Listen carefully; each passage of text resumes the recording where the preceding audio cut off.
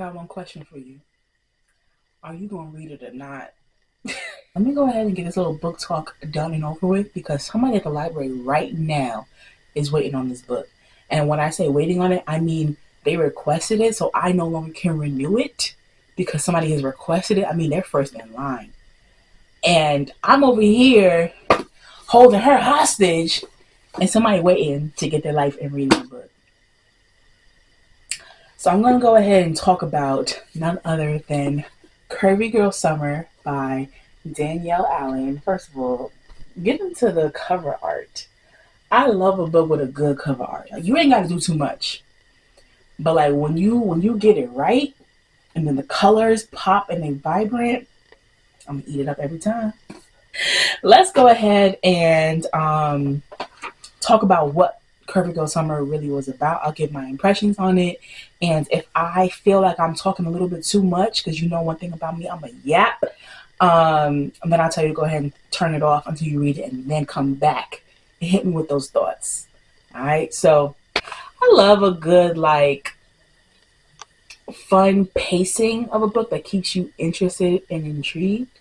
And I really enjoyed it. And I would definitely recommend it to you if you're looking for a fun, hot, good read. Curvy Girl Summer for me felt like talking to one of my homegirls, and they're just really running down the woes and the ahs of their dating life. Some of the main themes and content descriptors that I would say that Curvy Girl Summer had included good girlfriends that you pour into and they pour into you, girlfriends that you will call at 2 o'clock in the morning after you get home. You need to get them tea. Girlfriends gonna get you together, all those type of stuff. Like I love those type of like side conversations and side dialogues that happen when you're reading a book.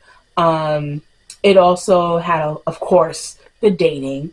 In this particular book, it was dating while being a plus girly, also dating under pressure. I would say from societal, or not necessarily societal, from family pressure. Because the main character, Aaliyah, was turning 30, and she put her own timeline. Like I gotta have a man.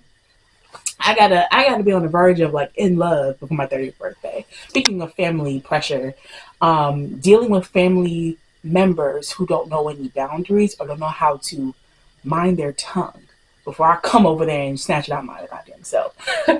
But according to that bum, sorry, because that uncle, one thing about that uncle of hers, he was working my last nerve. Like it was to the point when I said, Leah, go ahead and give me his number. But you watch this main character manage that, manage her family, manage her own pressure for herself, working and healing through grief, and exploring fun, right?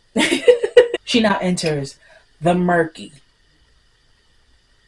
the pissy, the filthy, the shitty dating pool. And she goes on date after date after date after date to find the one. That's how she meets Ahmad. There are a couple of things that Ahmad did that I kind of was like, but Aaliyah let it slide, so I just gotta, she like it, I love it type thing. But I would have been asking some other questions a little bit earlier on. Or maybe I would have just been as naive as her. Who knows? Who knows? Now, friends who have not read the book, you might want to press pause really quickly. Go ahead and read it and come back. I do have a question. And this question actually doesn't spoil anything, but I just have a quick question.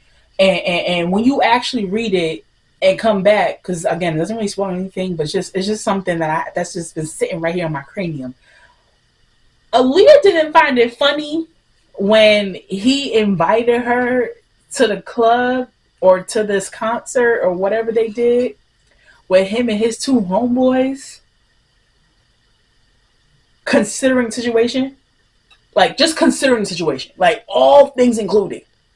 She ain't find that funny. And then told his homeboys she off limits.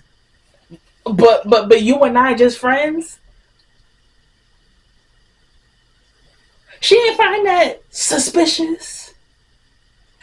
You invite me out with your two homeboys and just tell me to come along. You ain't telling me to bring two of my homegirls because I got two of them. You invite me out, it's just me and y'all. And then you're going to tell your homeboys, not that one. But you and I, and I'm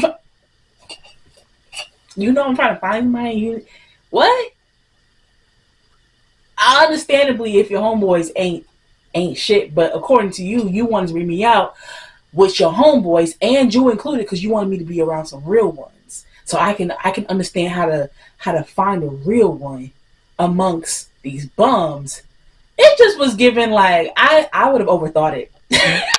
I would have overthought that whole interaction. I'd have been like, does he like me?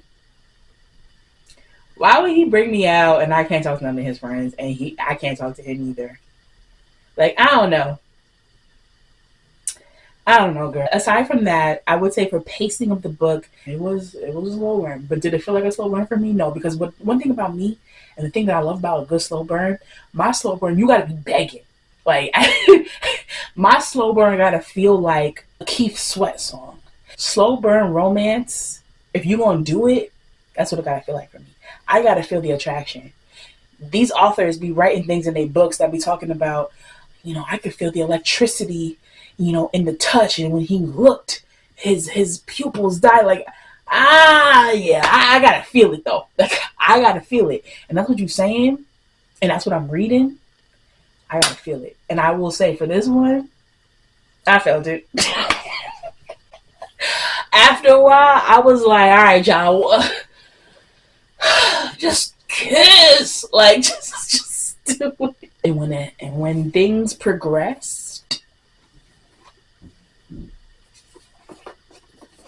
I know the exact chapter too. Hold on a second. That's why homegirl's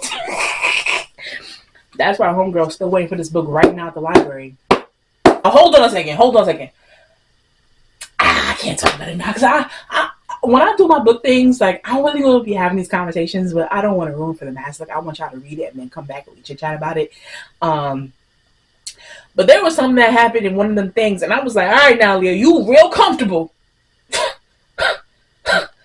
What took it there for you? Like, what made you go with that bar? Like, something happened, and I was just like, whoa. But yeah. Also, a fun thing, Danielle came straight out the gate with it. How I go from dedication to grandma and grandpa forever, right? Turned that page, chapter 1. There are many reasons why I stopped dating Matthew, but a well-timed apology and his 10 veiny inches had me bent over for him one final time. I was feeling good and was inexplicably horny, so it didn't take much for me to give in to his offer. Oh, like, I mean, out the gate with it. I said, go ahead and get yours, Leah. This how we started? So, that was chapter 1. We just got right out the gate with it. And sometimes this is how you gotta start the book off. That's how you gotta start the book off sometimes. Because I didn't know what I was getting into, but I know what she was getting into. So all in all to say, I did enjoy the book. I would 100% recommend it. Have fun with it. Go sit in a bar and see who meets you in the mod. Anyway, that's that. If you read it, let me know your thoughts. If you did not read it, go ahead and get it. Support your local library. Get it however way that you access your books. And then come back, leave a comment, leave a like, and tell me if you enjoyed it or not. All right, you guys. I'll see you in my next one. Bye.